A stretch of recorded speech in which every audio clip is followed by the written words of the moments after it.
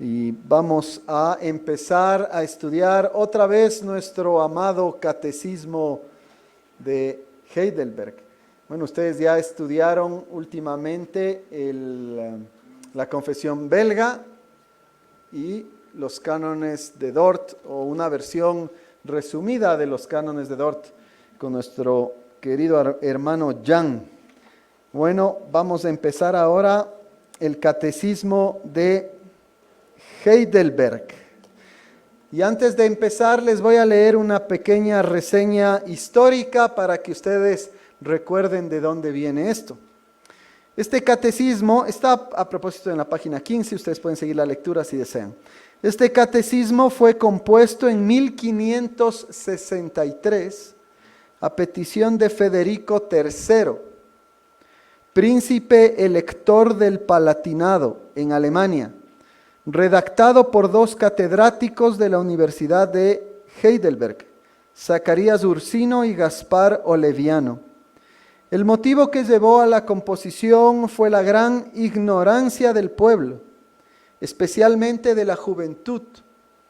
Además, el príncipe elector quería instruir a las iglesias para defenderse de la contrarreforma. La contrarreforma era la reforma o la supuesta reforma católico-romana, que sufrió una reforma, pero no la reforma que nosotros esperaríamos, sino que más bien se endureció más en su postura contraria al evangelio bíblico. Y acabar con las disputas eclesiásticas, proporcionándoles buenos conocimientos de las doctrinas de la fe. El catecismo de Heidelberg se divide en 52 secciones, de forma que su contenido puede ser tratado exactamente en un año, con preferencia en los cultos del domingo por la tarde, que es lo que estamos haciendo ahora. Originalmente constaba de 128 preguntas con sus correspondientes respuestas. Más tarde se le agregó una nueva pregunta con su correspondiente respuesta, la 80, como reacción a los decretos del Concilio de Trento. El Concilio de Trento es el concilio de la Iglesia Católica Romana, producto de esa contrarreforma. Y la pregunta 80 tiene que ver con la diferencia entre la misa católico-romana y la cena del Señor bíblica a nuestro juicio. La tercera edición de este catecismo fue traducida al holandés por Pedro d'Ateno, célebre pastor holandés. En 1568 fue aprobado el Catecismo de Heidelberg como manual para las iglesias de los Países Bajos, lo que fue confirmado por sínodos posteriores. Entonces, esa es la breve reseña histórica de este maravilloso documento que, como ustedes ven, ha pasado la prueba del tiempo. O sea, en el 2063 se cumplirían 500 años de la existencia de este documento. Y vamos a empezar entonces con el domingo 1. Tal vez las preguntas con las que más familiarizados estamos, pero que valen muchísimo la pena ser recordadas. Primera parte de la miseria del hombre, domingo 1. Esta es la página 27 por si acaso. Pregunta: ¿cuál es tu único consuelo tanto en la vida como en la muerte?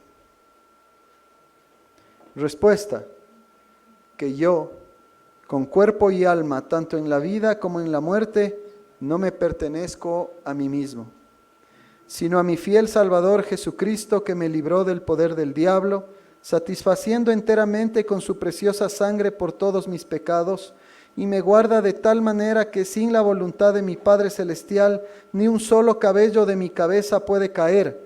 Antes es necesario que todas las cosas sirvan para mi salvación. Por eso también me asegura por su Espíritu Santo la vida eterna, y me hace pronto y aparejado para vivir en adelante según su santa voluntad. Pregunta 2. ¿Cuántas cosas debes saber para que gozando de esta consolación puedas vivir y morir dichosamente? Respuesta: 3. La primera: ¿cuán grandes son mis pecados y miserias? La segunda, ¿de qué manera puedo ser librado de ellos? Y la tercera, la gratitud que debo a Dios por su redención. Vamos a hacer una oración. Padre amado, bendícenos mientras estudiamos estas dos preguntas, Señor. Queremos nosotros vivir esta consolación, primeramente entenderla y luego, Señor, no solo saber, sino recordar claramente aquello que necesitamos recordar para vivir y morir dichosamente. Te lo pedimos en el nombre de Jesucristo, nuestro Señor. Amén. Estas son las dos cosas de las que hablan estas preguntas. En primer lugar, nos habla del consuelo que el cristiano tiene, y en segundo lugar nos habla de cuáles son las cosas que tenemos que saber para gozarnos de esa consolación o consuelo. Entonces, la primera cosa que tenemos que entender es, ¿qué es esto del consuelo? ¿Por qué necesitamos consuelo?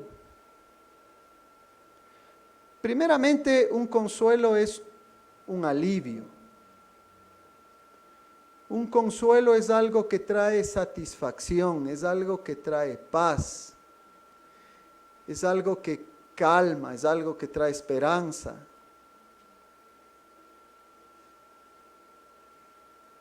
Es algo que trae lo que los judíos llamarían el shalom. Porque esa era la definición de shalom. Ustedes saben, shalom es paz. Pero este shalom es toda esta experiencia que tiene que ver con todos estos adjetivos que hemos dicho. Alivio, paz, descanso, calma. Podemos decir también contentamiento.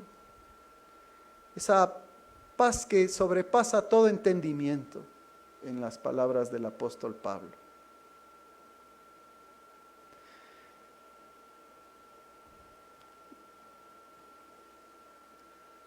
El ser humano intuitivamente anhela esto, ¿no?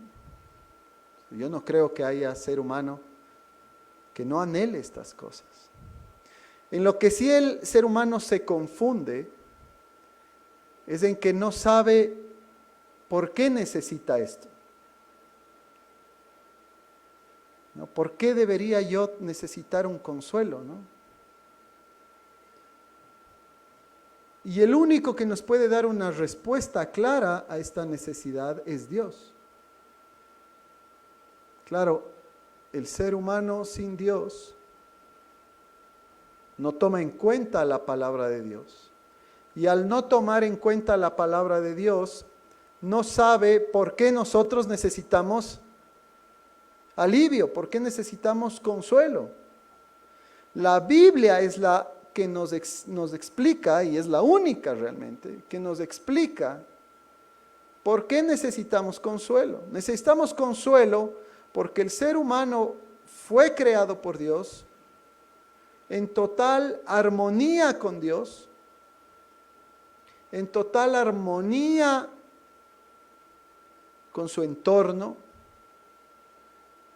pero el hombre, por sus deseos desordenados, por la instigación de Satanás, decide rebelarse en contra de Dios. El ser humano decide que no va a ser una criatura sujeta a su creador, sino que va a hacer lo que él quiere. Y buscando independencia, cede a sus deseos, cae en la tentación de Satanás y termina haciendo lo que Dios le dijo que no haga. Y cae, y peca, y empieza a vivir entonces ya no en armonía con su creador, ni con su entorno, sino empieza a vivir en verdadera miseria.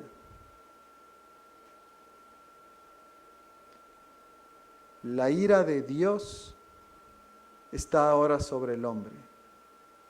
Porque Dios, siendo santo y perfecto, justo, les dijo: el día que tú comas de ese fruto que te digo que no comas, ciertamente morirás.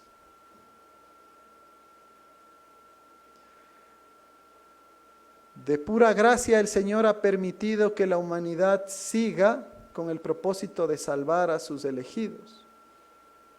Es pura gracia porque todo debió haber sido ya, o pudo haber sido ya destruido.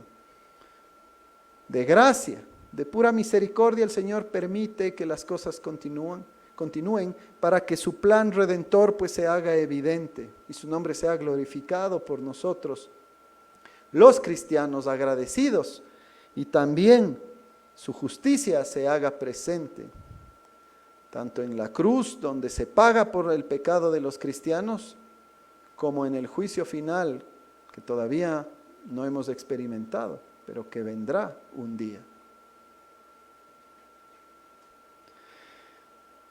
Desde allí el ser humano vive las miserias del pecado, las consecuencias del pecado. Desde ahí hay enfermedad, dolor, muerte. Bueno, el pecado en todas sus formas: idolatría, blasfemia, desobediencia a la autoridad, falta de amor, asesinatos, adulterios,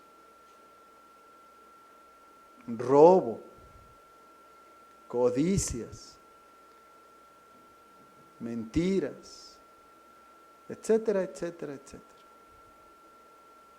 Y lo que vivimos, lo que vemos en nuestra experiencia como seres humanos, pues genera en el ser humano esa gran necesidad de consuelo, de alivio, de paz, de armonía.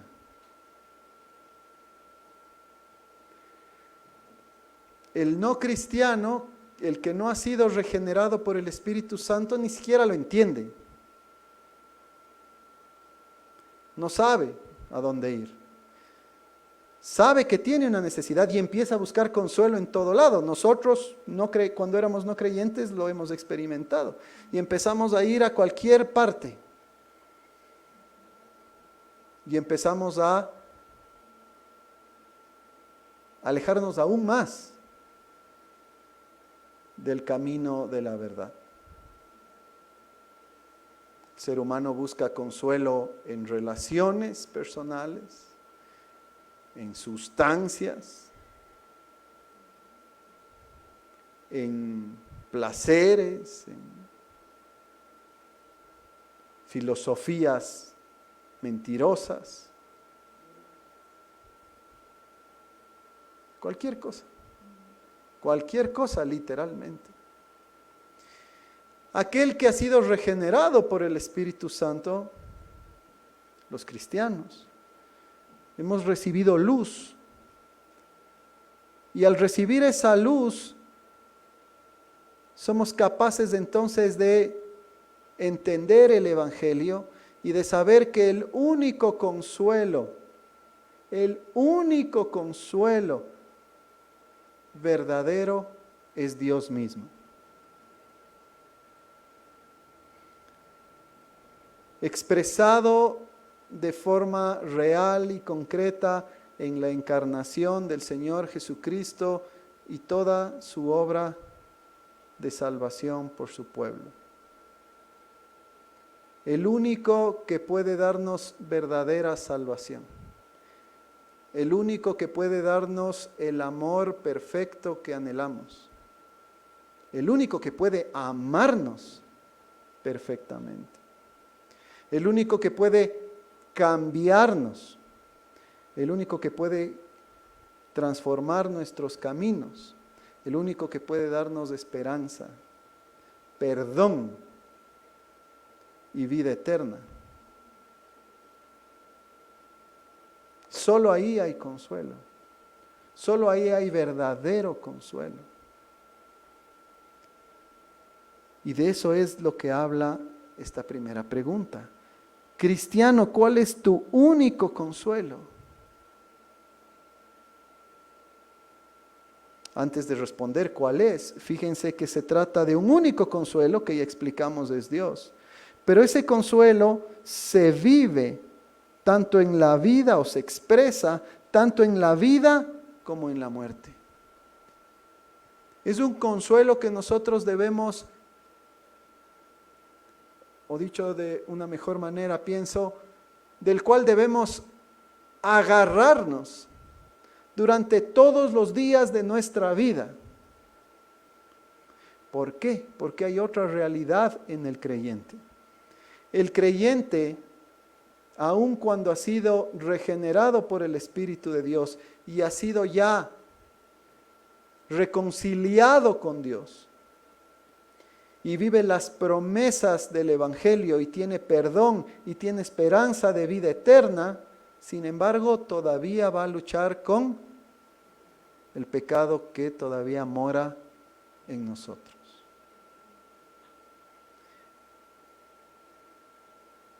Y va a tener que enfrentar dificultad, y va a tener que enfrentar tribulación, y va a tener que enfrentar sufrimiento. Esa es una realidad que el cristiano vive.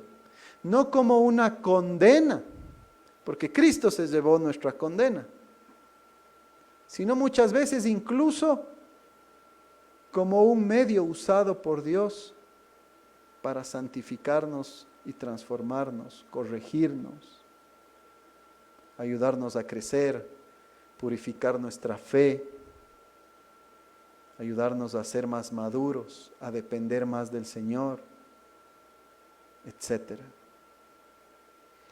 Y entonces ese consuelo para nosotros es nuestro pan de cada día. Es el único consuelo al cual debemos ir cada día y cada noche para enfrentar todas las dificultades que se presentan en nuestro camino. Pero no es solamente en la vida, sino también, y tal vez de manera más intensa, en la muerte. Porque todos nosotros, hermanos, un día vamos a tener que partir de este mundo, salvo que el Señor Jesucristo venga antes.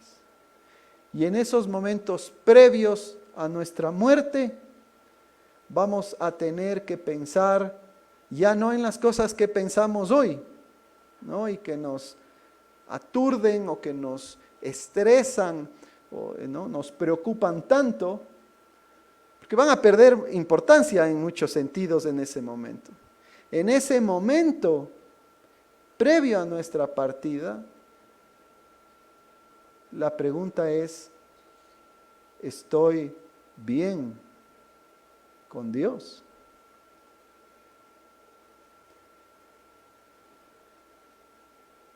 ¿Estoy reconciliado con Dios? ¿Cuál va a ser mi destino?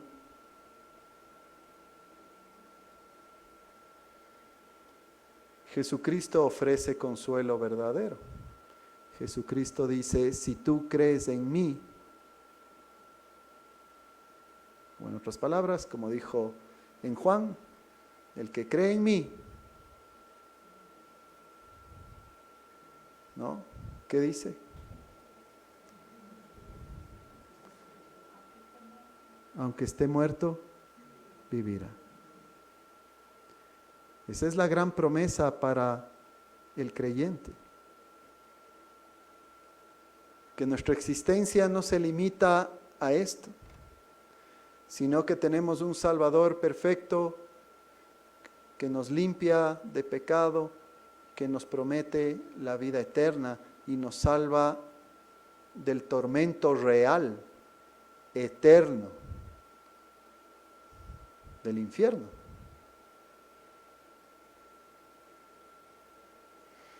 Por eso es que nosotros decimos entonces que nuestro único consuelo tanto en la vida y en la muerte,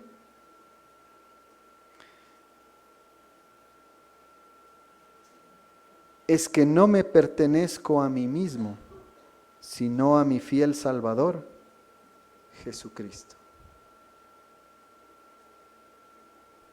Fíjese cómo está estructurada esta respuesta. Mi único consuelo, tanto en la vida como en la muerte, es que yo ya no me pertenezco a mí mismo, sino a mi fiel Salvador, Jesucristo. Porque usted solamente puede vivir de este consuelo único, real, de uso diario, mientras el Señor nos tenga aquí, y sobre todo antes de nuestra muerte y de tanto consuelo antes de nuestra muerte, si es que nosotros entendemos que nosotros debemos dejar de pensar que nos pertenecemos a nosotros mismos. Que pertenecernos a nosotros mismos es precisamente lo que nos metió en problemas en primer lugar. Adán y Eva, buscando pertenecerse a sí mismos, negando esa relación de dependencia en Dios, negando el hecho de que el ser humano fue creado para ser siervo de Dios y obedecerle en todo a Dios, negaron todas estas promesas.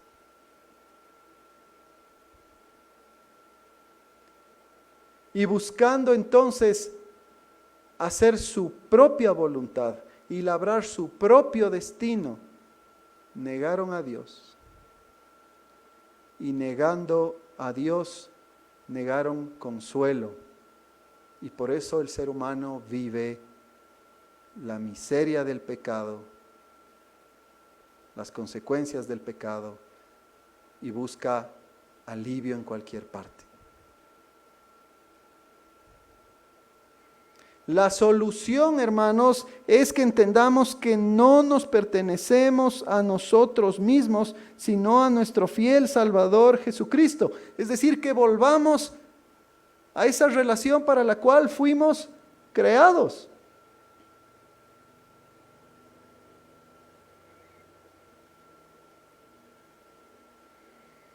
Nosotros fuimos creados, hermanos,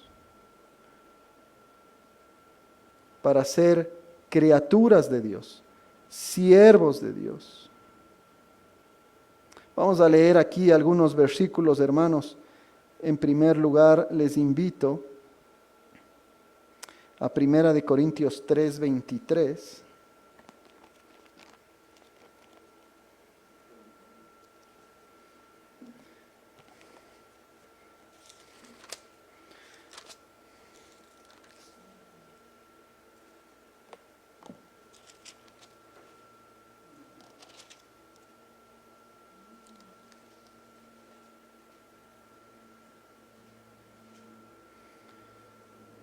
Primera de Corintios 3, voy a leer desde el 18, dice así el apóstol Pablo: nadie se engañe a sí mismo. Si alguno entre vosotros se cree sabio en este siglo, hágase ignorante para que llegue a ser sabio. Porque la sabiduría de este mundo es insensatez para con Dios, pues escrito está: Él prende a los sabios en la astucia de ellos. Y otra vez, el Señor conoce los pensamientos de los sabios, que son vanos. Así que ninguno se gloríe en los hombres, porque todo es vuestro, sea Pablo, sea Apolos, sea Cefas, sea el mundo, sea la vida, sea la muerte, sea lo presente, sea lo porvenir, todo es vuestro. ¿Y qué dice el versículo 23? Y vosotros de Cristo, y Cristo de Dios. El cristiano no se pertenece a sí mismo y por lo tanto no puede hacer lo que desea, sino que desea hacer lo que Dios dice y debe hacer lo que Dios dice. En el mismo libro, en 1 Corintios 6,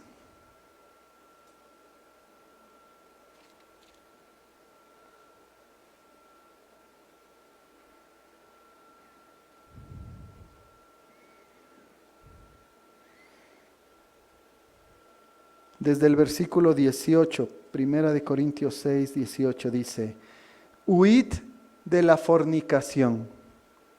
Cualquier otro pecado que el hombre cometa está fuera del cuerpo, mas el que fornica contra su propio cuerpo peca.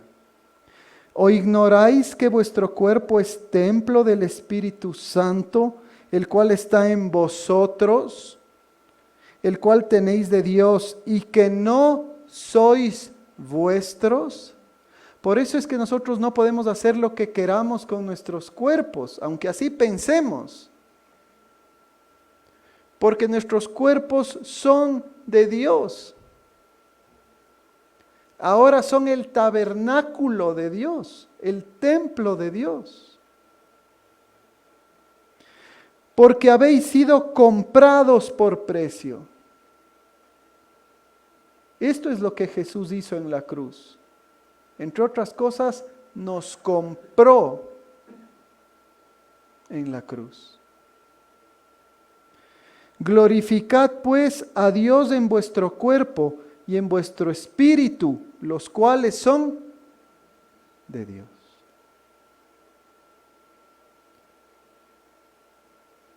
Hermanos, el consuelo que nosotros podemos tener y que tanto ansiamos está en Cristo. Pero para que se haga efectivo en nosotros, tenemos que reconocer que no somos independientes, que ya no somos nuestros, hemos sido comprados, siervos de Jesucristo. Estamos para hacer lo que Él dice, no lo que nosotros decimos. Y ese es nuestro consuelo, y eso nos alegra, no es una carga. Por eso el Señor dice, vengan a mí. El que necesite alivio, venga a mí. Mi yugo no es gravoso. Al contrario, les voy a dar el consuelo que necesitan, pero ese consuelo tiene que someterse a Cristo y entender que somos siervos, comprados para Él, le pertenecemos a Él.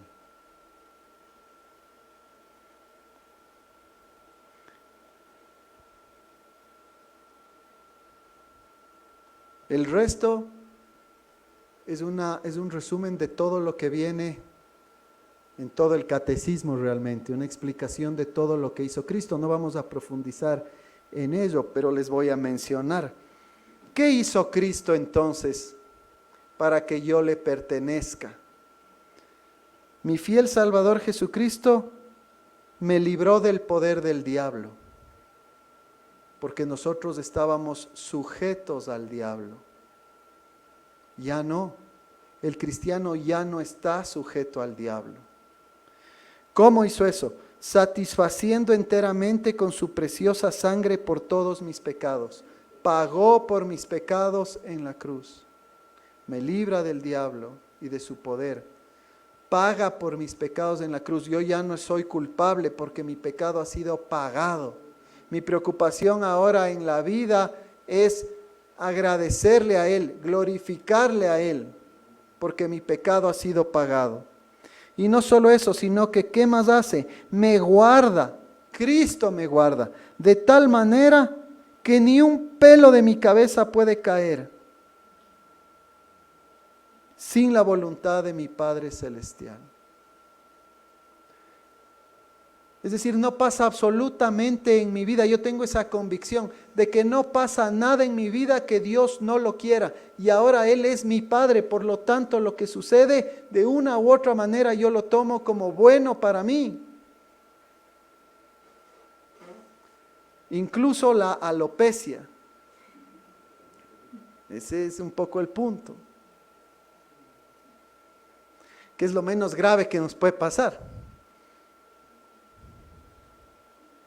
Esa es la confianza del creyente, que Cristo hizo eso. Y por eso entonces yo me someto a ese yugo amoroso de Cristo, a quien yo pertenezco. Porque todo lo que Él hace, lo hace para mi salvación. Y no solo eso, sino que me da seguridad. Él me asegura por el Espíritu Santo que tengo vida eterna. Y también por ese mismo Espíritu me hace pronto y aparejado, una expresión que dice que me alista de alguna manera, me hace capaz para vivir en adelante según su santa voluntad. Todo eso ha hecho Cristo por nosotros. Y yo digo gracias y en consecuencia me someto a Él y digo, yo soy tu siervo. Lo mejor que me pudo pasar es que yo ya no me pertenezco a mí mismo, sino pertenezco a ti. Gracias por librarme de mí. Gracias por librarme de mi pecado. Gracias por librarme del viejo hombre. El viejo hombre que está sujeto a la carne.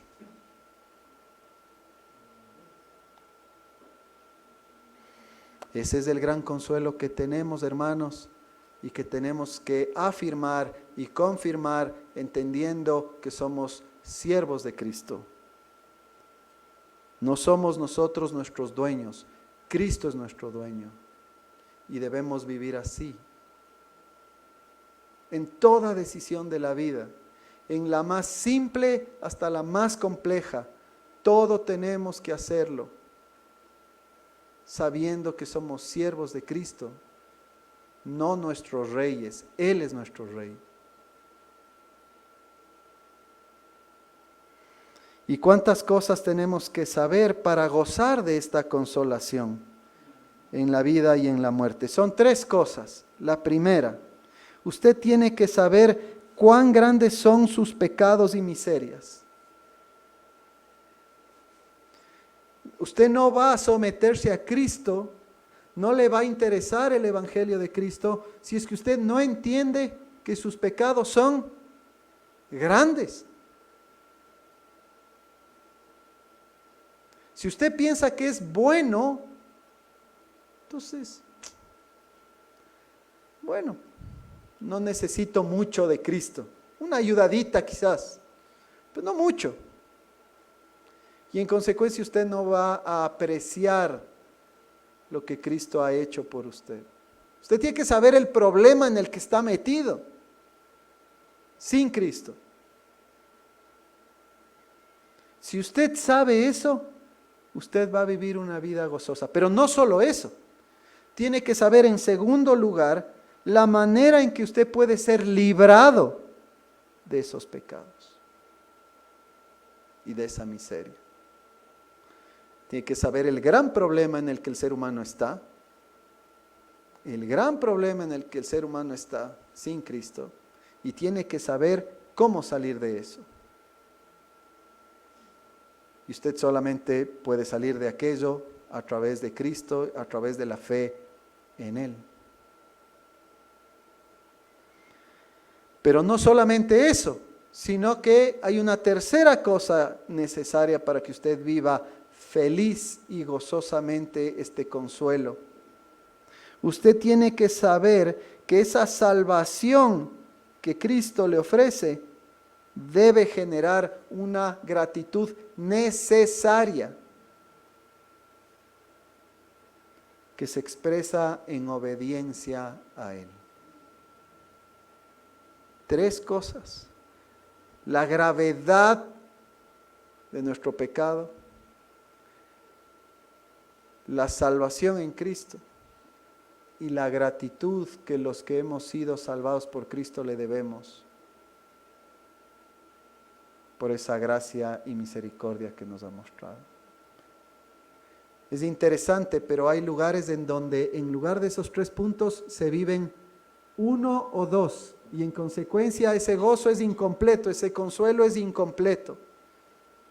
Hay lugares en donde solo se habla de la culpa y de la salvación, pero nunca se habla de la obediencia que le debemos a Dios.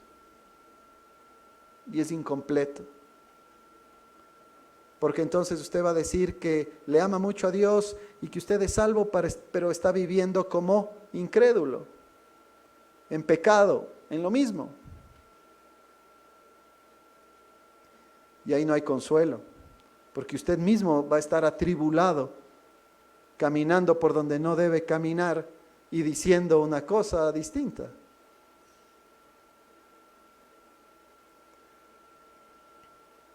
Hay otros que no les gusta hablar de la primera cosa. No les gusta que les digan que son pecadores o que son culpables. El pastor Pablo mucho habla de pecado. Aunque el Jan es más así, el Ronald son más así. Tenemos que hablar de pecado, porque si no hablamos de pecado, ese consuelo es incompleto. No vamos a valorar ese consuelo, no vamos a valorar la obra de Cristo, ni tampoco vamos a agradecer, porque no sabemos la gravedad del problema que tenemos.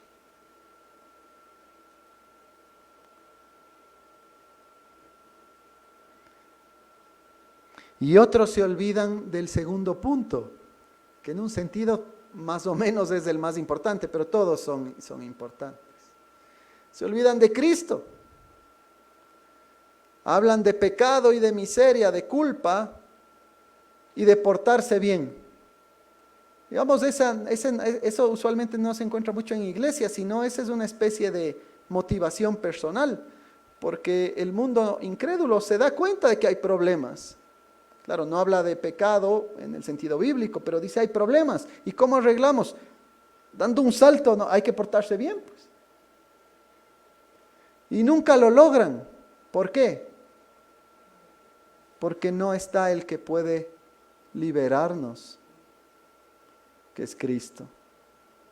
El único que puede redimirnos, el único que puede pagar y el único que puede cambiarnos para que podamos dar el fruto que necesitamos. Así que, amados hermanos, en el Señor, perseveremos en estas tres cosas, en este gran consuelo.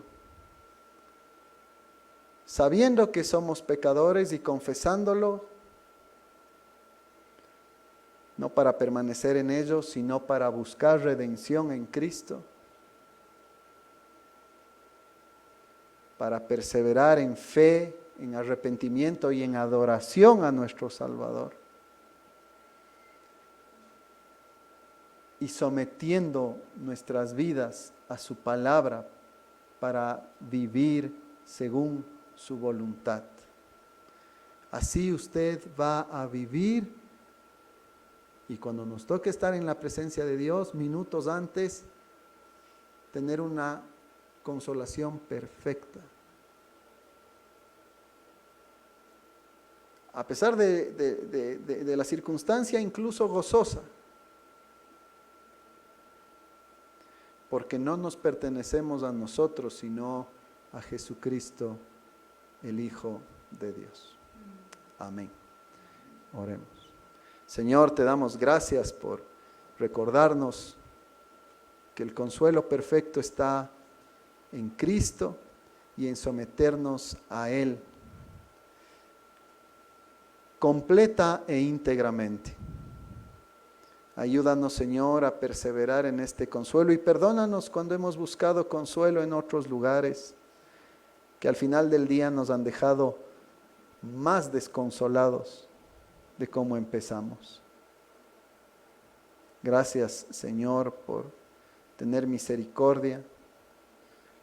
Gracias por mostrarnos tu gracia y fortalécenos, te pedimos, Señor, en el Espíritu Santo para que podamos recordar estas tres cosas que nos permiten vivir este consuelo día a día y especialmente cuando tú nos llames, Señor, a la gloria eterna. En el nombre de Jesús oramos. Amén.